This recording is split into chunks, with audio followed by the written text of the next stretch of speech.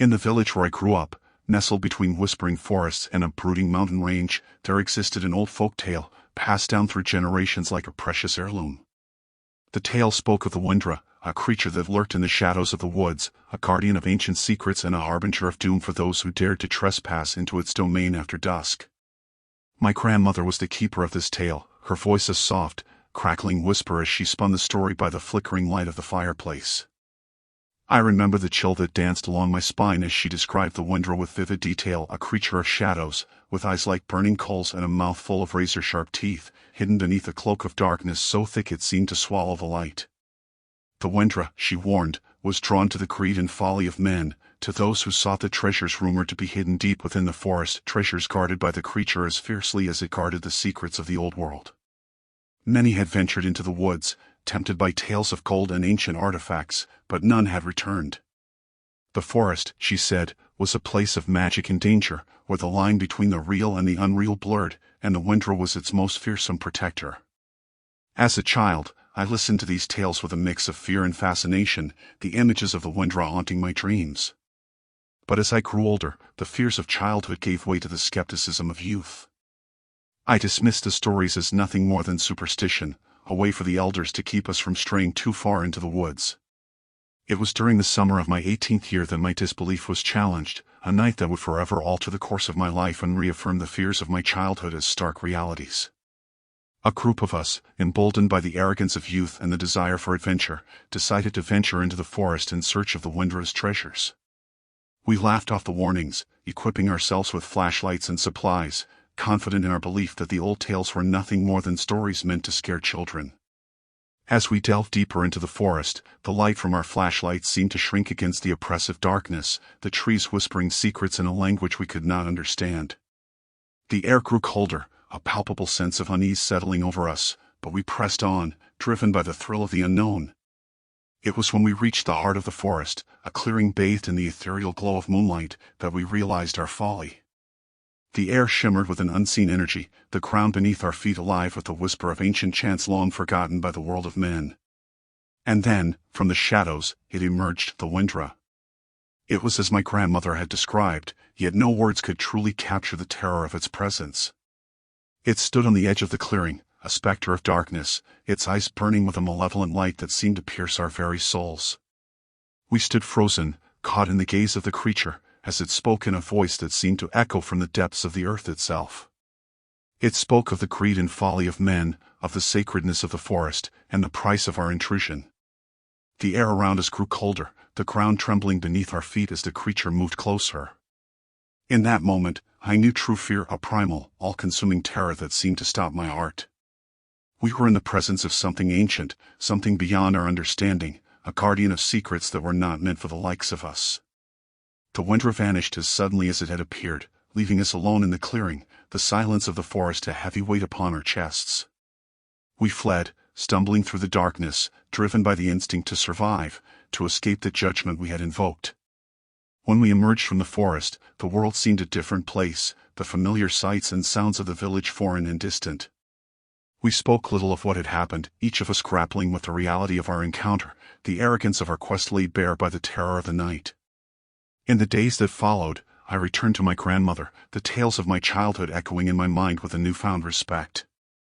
She listened in silence as I recounted our encounter, her eyes reflecting a sorrow that seemed to span the ages. "The forest is a place of power," she said, her voice a soft whisper. "And the Windra its keeper. You have been given a rare gift, a glimpse into the old world, and a warning. Respect the secrets of the earth, for there are things in this world beyond the ken of men, guardians of the old ways who will not suffer the folly of the greedy and the reckless." I carry the memory of that night with me, a constant reminder of the thin veil that separates our world from the mysteries that lie beyond. The Windra, the guardian of the forest, remains a shadow in my mind, a symbol of the ancient and the unknowable, and the price of our hubris. The tales of my grandmother have taken on a new meaning, a warning not just of the dangers of the forest, but of the importance of respect for the mysteries of this world, the sacredness of places untouched by the hands of men. In the end, the treasure we sought was not gold or artifacts, but a lesson in humility, in the recognition of our place within the vast tapestry of the natural world, and the realization that some secrets are meant to remain hidden, protected by those who dwell in the shadows.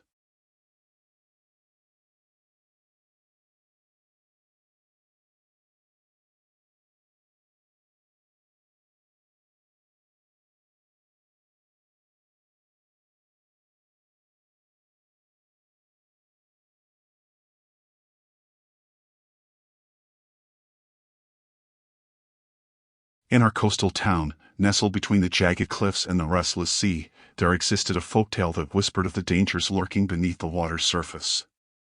It was a story passed down through generations, a cautionary tale that kept the children from straying too close to the edge, where the waves crashed violently against the rocks. My grandmother, a woman whose hair had been bleached white by the salt and wind, was the first to tell me of the drowned maiden, her voice a soft murmur against the backdrop of a stormy sea. "The sea gives life, but it also takes," she began, her eyes reflecting the tempest outside. "Long ago, before our village was more than a handful of huts, there lived a maiden fairer than the morning sky.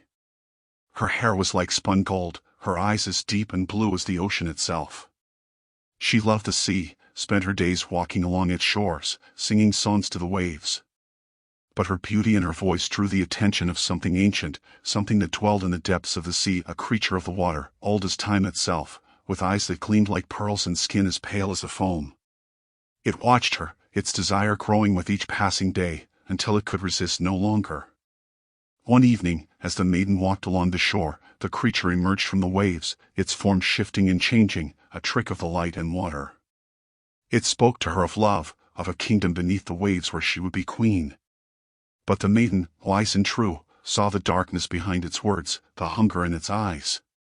She refused it and ran for the safety of the village. Enraged by her rejection, the creature called upon the storm, a tempest that raged with all the fury of a scorned heart. The villagers could only watch in horror as the waves, tall as mountains, crashed upon the shore, dragging the maiden into the sea's cold embrace. Her screams were drowned by the roar of the water, her body lost to the depths. They say the creature still roams the waters, searching for another to take the maiden's place, its jealousy and rage as eternal as the sea. On stormy nights, you can hear her singing, a warning to those who would be lured by the promises of the deep. I grew up with that tale, the image of the drowned maiden a constant shadow in my mind. I believed it, as all children do, a story to fear and wonder at. But as I grew older, skepticism took root, the folktale becoming nothing more than a quaint reminder of our village's superstitious past. It was during the summer of my 17th year that my belief, or lack thereof, was put to the test. A group of friends and I, emboldened by the arrogance of youth, decided to camp by the shore, to spend a night under the stars, surrounded by the sound of the sea. We laughed and sang, the fire crackling before us, the darkness of the water a mere backdrop to our revelry. As the night deepened, a fog rolled in from the sea, thick and suffocating, swallowing the light of our fire and casting us into shadow. It was then that we heard it, a voice, soft and mournful, a melody that seemed to rise from the very depths of the ocean. It was beautiful, haunting, and utterly terrifying. My friends laughed, dismissing it as a trick of the wind, but I felt the blood in my veins turn to ice. The song grew louder, a siren call that spoke of longing and despair, of a love unfulfilled and a vengeance unsated. I stood, my gaze drawn to the water, where I saw her, the drowned maiden. She was as my grandmother had described, her hair flowing around her like seaweed, her eyes a piercing blue that held me captive. She reached out to me, her voice a whisper that seemed to echo in the depths of my soul. "Come," she said. "Join me in the embrace of the sea, or we will be as one." Panic surged through me, a primal urge to flee from the nightmare before my eyes. I stumbled backward, my heart pounding, as my friends called out to me, their voices distant against the song of the maiden. I ran, not stopping until I reached the safety of the village, the fog dissipating behind me as if it had never been. My friends returned at dawn, laughing at my fear, convinced I had fallen victim to the tales of old. But I knew the truth. The drowned maiden was real, a guardian of the sea's ancient secrets and a reminder of the price of hubris. I never returned to the shore at night, never again tempted the fates with my disbelief. The folktale of my youth became my warning, a tale I would one day pass down, just as my grandmother had. For some truths are too deep, too dark to be dismissed, lurking beneath the surface of our understanding, waiting for the right moment to remind us of the power of the old stories, of the mysteries that dwell in the heart of the sea.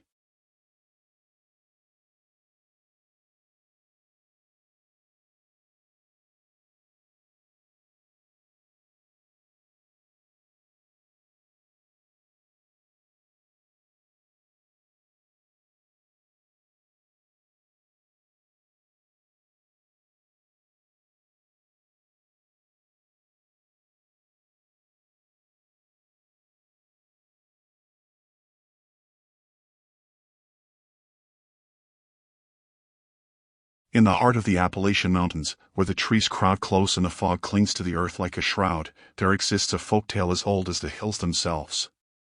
Passed down through generations, it tells of the Hollow, a place where reality thins and the veil between worlds grows fragile. My grandmother, a stern woman with roots as deep in these mountains as the ancient oaks, was the first to whisper this tale to me, her voice low and trembling, as if the very act of speaking it could summon its horrors. I was a child then, eager for stories of the unknown, yet even in my youthful naivety, the tale of the Hollow filled me with an unease that settled deep in my bones.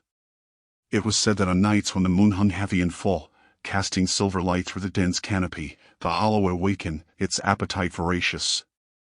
It called to the lost, the lonely, and the desperate, promising them their heart's desires with the siren song of shadows. Many, lured by whispers of treasure or the hope of reuniting with lost loves, ventured into the woods, drawn to the heart of the Hollow. None returned. The forest would claim them, swallowing their dreams and screams alike, leaving nothing behind but a chilling silence that warned others away. As I grew older, the tale of the Hollow became a ghost story, something to be shared in hushed tones around campfires. I dismissed it as superstition, a relic of a bygone era, not suited for the light of modern day. That was until the autumn of my 18th year, when the Hollow ceased to be a story and became a terrifying reality. It began with the disappearance of a girl from our town, a quiet, somber child who had always seemed to carry the weight of the world on her shoulders. She vanished on a night when the moon painted the world in hues of silver and shadow, leaving behind a family fractured by grief and a town buzzing with rumors. Whispers of the Hollow stirred, old fears rekindled in the hearts of the mountain folk. Driven by a foolish blend of curiosity and disbelief, I decided to venture into the woods, to prove once and for all that the Hollow was nothing but a tale. Armed with a flashlight and the reckless confidence of youth, I set out under the cloak of night, guided by the moon's ethereal glow. The forest was alive with sounds, the rustle of leaves and the distant hoot of an owl my only companions as I delved deeper into the wilderness. The air grew colder, a palpable sense of unease wrapping around me like a second skin. I pressed on, determined to face the heart of the Hollow and return unscathed, a living rebuke to the fears of my childhood. That's when I heard it, a melody, soft and haunting, drifting through the trees. It was unlike anything I had ever heard, a song of sorrow and longing that tugged at the very core of my being. Mesmerized, I followed the sound, my flashlight forgotten in my hand as the melody led me deeper into the forest. The trees parted before me, revealing a clearing bathed in moonlight, the air shimmering with a strange, ethereal quality.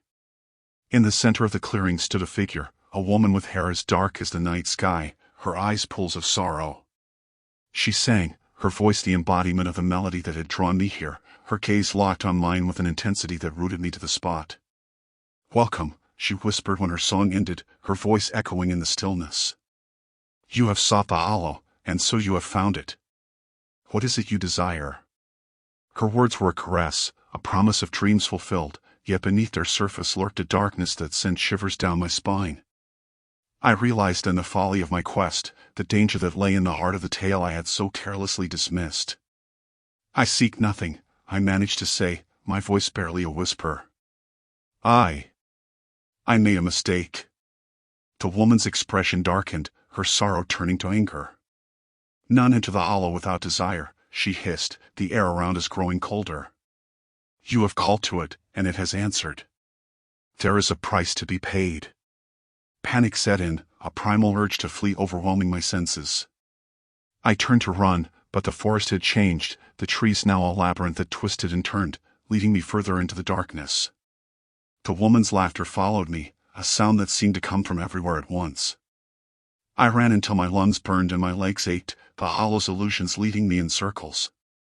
It was only when I stumbled and fell, my body too weary to continue, that the forest fell silent.